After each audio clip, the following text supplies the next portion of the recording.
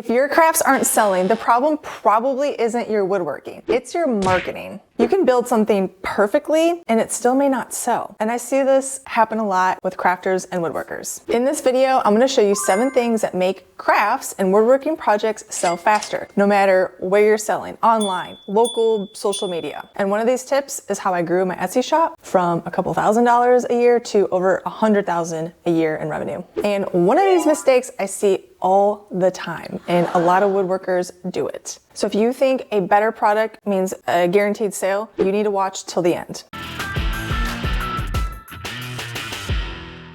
The first thing that makes crafts sell faster is surprisingly simple.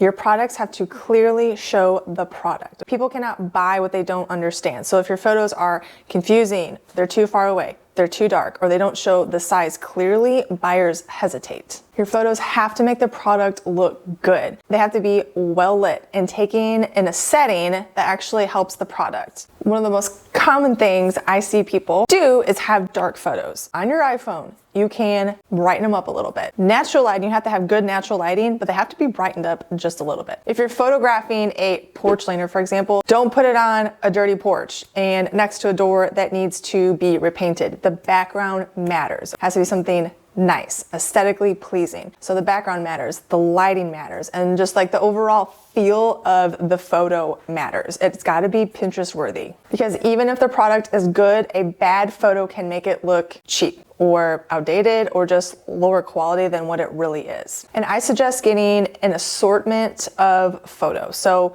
one clean product shot, a close-up so you can kind of see the finish or the paint, the texture. Also having it as like a lifestyle photo, so you're basically showing it in a real space or in use. And you can also add things in the background to help show its scale. Meaning if it's, small or large, you want to show it on a wall, say it's next to a door, so people can actually kind of see in reference to the door. Don't add like an old soda can to it. I'm not talking about that. Something realistic that the person can help imagine that product with. You just want the buyer to understand what it looks like, what it feels like, the size of it, and whether it looks good in a real home. Because if it looks good in a picture, it's gonna look good in their home. If they can't picture it in their home, then they're not gonna buy it. And once they understand the product, the next question is whether it fits what they want.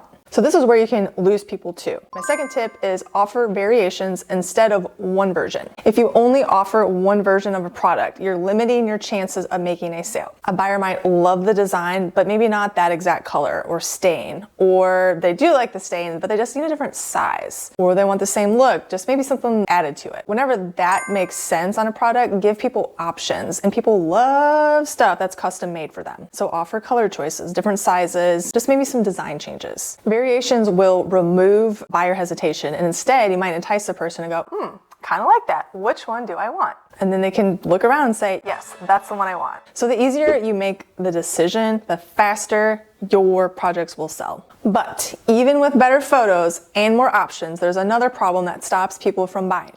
Sometimes the product isn't instantly clear. So my third tip is make the product instantly understandable. If someone has to stop and think about what your product is or where it could go in their home, then they move on. Clear products sell faster. You need a clear price, a clear way to order. Products like porch leaners, that's easy to understand because a buyer sees it and it immediately knows oh, that would look good, by my front door. And that's what you want. Here's an example of a product that somebody might get confused on. So this is a casserole carrier. Would you know it just by looking at it? Maybe not. What you need to do is when you take photos is actually have a casserole dish in here so that people instantly go, oh, I know exactly what that is. And by the way, this is a plan in the membership if you're interested in casserole carrier. Also have a matching pie carrier too. That's really cute. So the faster someone understands the product, the faster they can picture them owning it or using it, and then they're more likely to buy. Now, once you have a product people understand, the next mistake is starting over too often. A lot of makers do this without realizing it because we're chasing the next big thing. So my tip number 4 is build on your proven sellers. A lot of craft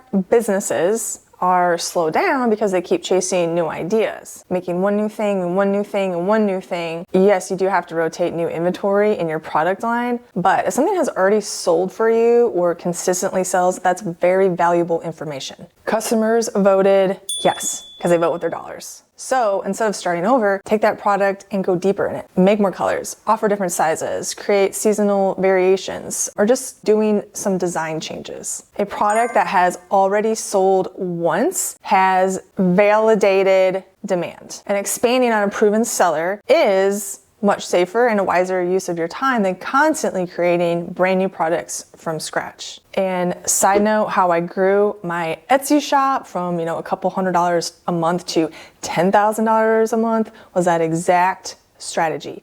Niching down and going deep on what was already selling for me. And if you want to take that one step further, there's another way to make your products sell easier, which is to accept custom orders. Custom orders often convert faster than standard listings. Why? Because buyers love getting something specifically made for them. Maybe they want a family name added. That's a very popular option. Or initials, or just a stain color, or a certain size that needs to fit in their home. Just a small design adjustment to better fit their space can do a lot. Custom work also will help you stand out. If you feel like you are in a sea of similar products, now you can offer something more personal. And there are makers that avoid custom orders because they think it will be a hassle, which they can be if you don't have a good way to track your orders coming in. But in most cases, custom orders end up being some high margin sales that you can make. And before we jump to the last two tips, there's one mistake that stops a lot of woodworkers from selling. And honestly, this is probably the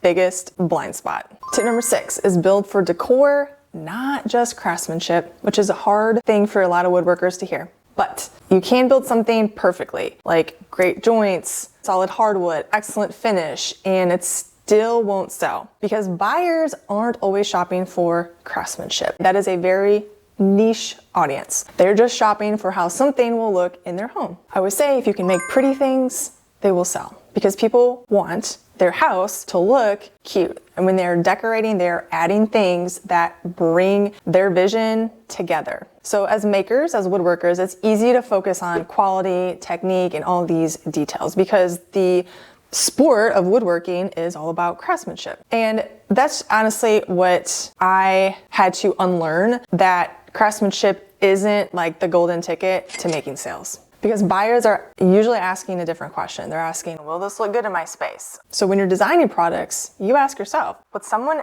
decorate their home with this? Does it match current decor styles? Does it feel modern or clean, warm or giftable? Or does it look dated? If you're using woodworking plans from the 80s, it's probably dated and there's a reason it's not going to sell. May have a beautiful build, may not sell though. Think like a home decorator, which is kind of hard to do. I never was, and I tried to look at like home decor magazines and things like that, just to get idea for trends and patterns and tones and colors. Just for a simple example, so this is a YouTube video that I recently did, and notice how this is not solid colors. I distressed here a little bit. Because if you ever have solid, especially semi-gloss paint, it just looks really dated. You've got to distress it a little bit, even if you don't like it, even if you're sick of doing it. You have to give it a little bit of warmth and character to it, because if it's a solid color, especially if it's semi-gloss, it's just probably not going to sell because it looks like it's from 1994. Now, once you have the right product, the final step is making people want it now instead of later, which is why we want to build anticipation before you release products. So don't make items and then quietly list them. There's no buildup, there's no excitement, there's no reason for people to pay attention. Instead, you want to warm your audience up before the product is available. And you can do this by showing sneak peeks or telling people a collection is coming, then announce a release date. Or you can say limited quantities when you